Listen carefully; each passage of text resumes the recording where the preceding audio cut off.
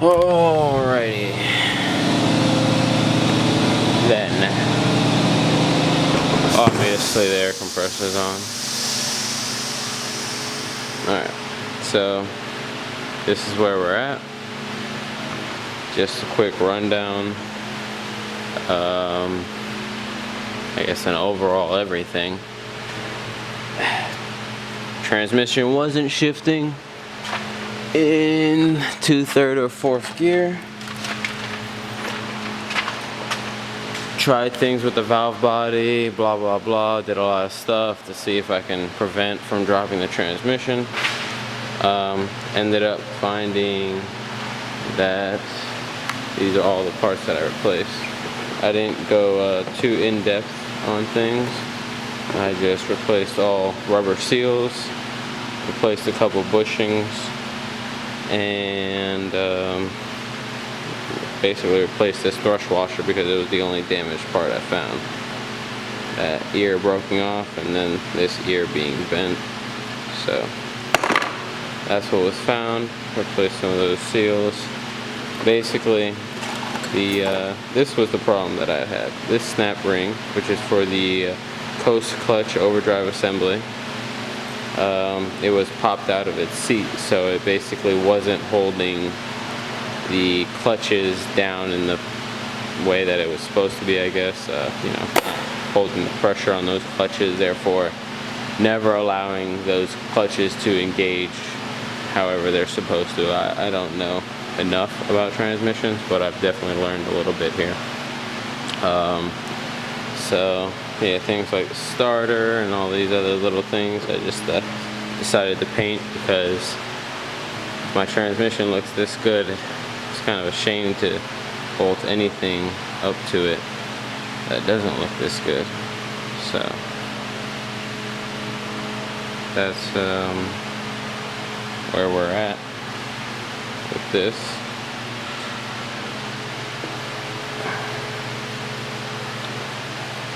I changed out the seals here for the lines. 2 little O-rings for both these lines. The O-ring for this right here, just put that one on. So for the most part, I think I'm about set to go back in. I will actually, even though it doesn't matter because I'm not cleaning the other surface really, I'm gonna clean all this. Gonna get it to look just like I hit it once somewhere, something like that. Cleaner than that at least. Just using my little gasket cookie, whatever it's called, green 3M brittle pad, whatever. So I just have to clean off my rear subframe or not rear subframe, but transmission subframe, transmission mount subframe. Clear that off because it's pretty dirty. Just gonna hit it with a pressure washer. Just try to make it a little bit better, and then do the same with the transmission mount that I kind of forgot about until it got to this point of putting everything back in. And like I said, I kind of want to just clean everything up the best I can before I put stuff in, because that's just my preference. But yeah, as for what I believe was causing that no shift to 3rd, 4th is that snap ring. I also upgraded another snap ring that came with a Transgo kit. I get the Transgo Tugger kit, so I've upgraded all the pistons, springs, valves inside the accumulator and main valve body. Did a little slight modification of drilling holes into my solenoid pack because it was an older version which appeared to not allow flow through certain channels. So just drilling a few holes, cross drilling them, allows that to, I guess, function a little bit better. I did have some modifications to the pump as well, so that's done. But basically just gotta put this torque converter in and then throw her up there. I do have to, I don't plan on putting these hard lines back in for the transmission cooler. So I've got these. I just got to size it out for that and then cut them, and hopefully all will work well with these little, well, with the same fittings basically that I was originally using on those hard lines. Just cut them, flared them a little bit, and you know, hopefully I don't have any kind of issues with that. I have a oil cooler over here, which I got from the junkyard, and I figure it's better than, you know, the oil cooler auxiliary addition to this radiator.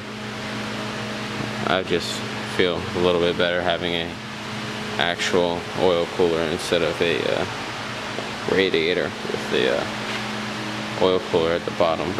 So yeah, only changed out these two bushings as well. I didn't pop out all the bushings in it because I didn't want to go through all that. I didn't change out the clutches, so I figure why should I change out the bushings? I just gotta send it, hope for the best. Everything's good, then it's good. It's not good, then I completely rebuild it the way it was supposed to be, or the way it should properly be. But I wasn't trying to dump all that kind of money into a $700 van. It's not worth $700 to me. You can come offer me $1,400, I'm going to tell you to kick rocks. But you know, that's just how it is. I don't want to throw money when I've got other things I got to worry about. This is more of the assistant to the main project. So once the main project's on the way, if I need to do any more modifications or changes to this guy, or just maintenance, you know, obviously that's gonna all get done, but I got other priorities. This isn't the only one. So this is where we're at, and I'll come back to you after I get that rear subframe clean, that trans mount clean, and then this bitch closer to being inside. So cool.